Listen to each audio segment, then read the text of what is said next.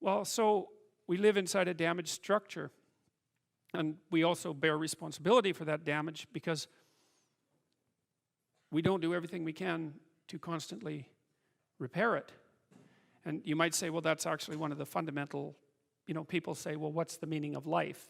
What they really mean is, what's the positive meaning of life? Because as we've already discussed, the negative meanings of life are more or less self-evident. Well, the positive meaning of life is to be found in noting the state of lack of repair of the walled city that you inhabit, and then sallying forth to do something about that, to repair the breaches and to fix up the walls and to make the structure that you inhabit as secure and as productive as it possibly can be. And there's no shortage of opportunities to do that. You can do that in your own mind, you can do that in your own room, you can do that in your own household, in your local community. And maybe if you get good at doing it at all those levels, then you can start to look beyond that. And so there's challenges. That's the thing that's kind of interesting about this insufficient structure, is that it has a set of challenges built into it because of its insufficiency, and perhaps even because of its corrupt nature, that calls forth the potential response from you of heroic adventure. And the heroic adventure is to man the barricades and repair the city. And you can always do that. It doesn't matter what your personal circumstances are. There's always something that isn't right near you, isn't correct, isn't laid out properly, that you could just fix if you wanted to. And one of the things that we're going to talk about tonight is the idea that if you adopt an attitude that's like that, that the role that you should play is to make things better wherever you are, however you can, that what would actually happen would be that things would get better wherever you are in all sorts of ways, and that we've really, as a species, you might say, or maybe even as singular individuals, we've explored that rarely. It isn't something that's put forth as a proposition that often, and it's quite surprising to me. And I had an interesting experience the other day. I went to the keg. I go there because I have food allergies, and they're very careful with people who have food allergies. And the waiter took me to the table, and he said that he had been watching my lectures, and that's a very common experience. And he was happy about that, and he said that he'd had 2 promotions at the keg in the last 4 months because he'd been watching my lectures. And I really found that an affecting experience, because you might say, well, he's working as a waiter at the keg and there's nothing particularly heroic about that. And I disagree with that, actually, because I don't care where you're located, you can do a hell of a job, and I mean that literally. At whatever job you have, you can take whatever job you have and you can make it a real nice little piece of absolute misery. Or you can act like a civilized human being and notice that no matter where you are, there's a richness and a complexity that's completely inexhaustible right at hand.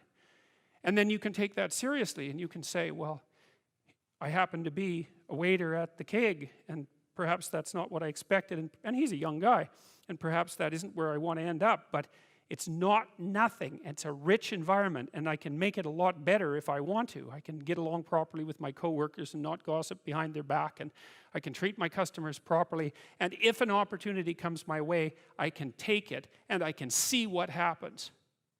And so he said that's what he'd started doing, and that things were working out much better for him. He was in a much better job than he was 3 months ago. In 3 months, that's nothing, right? I mean, that's a nice trajectory. It's an uphill trajectory, and that's what you want, really. An uphill trajectory is actually even better than being somewhere good, as far as I'm concerned, because one of the things that really makes your life meaningful is the clear realization that you're headed somewhere better than you are now. And then it's even better if you also understand that there's a direct causal relationship between the things that you're doing and the steepness of that incline. And so I get a lot of letters from people like that, and they're most frequently young men, although not always. And they say, well, I've been listening to these lectures, and I decided that I'm going to try to take responsibility for my life, and so I've started to stop doing all the stupid things that I know that are stupid, that I know I shouldn't be doing, and I've started doing some of the things that aren't stupid that I know I should be doing, which seems pretty obvious, really, if you think about it. But obvious though it may be, that isn't necessarily what people do. And then they write and say, you can't believe what difference that makes. And they're thrilled about it. And so I'm thrilled about it when I get letters like that, because I really don't experience anything as better than a letter like that or a message like that, because it's so good to see things that aren't so good replaced by something better. And I really do think it's an open question. I truly believe it's an open question to what degree we could make things better if that's what we actually aimed at doing. You know, in some of the stories that we've covered already, the story of Cain and Abel in particular is really an analysis of that problem, which is so remarkable. It occurs so early in this document. It's such a foundational story. And it basically says, well, there's two modes of being in the world, right? There's one where you adopt the responsibility for living properly, for being properly, and you make the sacrifices necessary for doing that, and then everything will flourish properly. And the other one is a pathway of resentment and bitterness and rejection and murder and genocide, and that just seems exactly right to me. And so if the positive path beckons, if you can actually see what it is, if you can lower yourself enough to see what it is. Carl Jung said once that modern people didn't see God because they didn't look low enough. It's a phrase I really, really like, because people denigrate the opportunities that are right in front of them. And there's no reason to do that, because what's right in front of you is the majesty of being. That's what's right in front of you. It's inexhaustibly complex and full of potential, and there's no reason to assume that wherever you happen to be isn't as good a starting place as anywhere else. Now, you know, I know some people have terrible, terrible lives. They're in situations that are absolutely unbearable. But I also do know that even situations like that can be made a hell of a lot worse by the worst kind of attitude. That's for sure. So anyway, so that's where you are. You're in a damaged structure. You're a damaged structure. You're in a damaged structure. But, you know, at least it's got some walls. You know, you're not being fed to the lions on a regular basis, so that's a good thing. And you can emerge forward, you know, heroically, magically, to confront the chaos that constantly threatens the structure within which you live. And you can free something as a consequence of that. You can learn something. You can strengthen yourself. That's the other thing, because what you're actually made of, in many ways, that what informs you, what you're made of, is what you encounter when you voluntarily encounter the unknown. And so the more you voluntarily encounter the unknown, the more you get made of. And the more you get made of, the more there is to you. And then the more you're good at encountering the unknown and restructuring order and calling forth proper order out of the potential of being. And God, you got to think, why wouldn't you do that, since you can do that? And it's an endless mystery. You know, I think part of it is that people, well, it's also encapsulated to some degree in the story of Adam and Eve, because what happens to Adam is when he becomes self-conscious, right?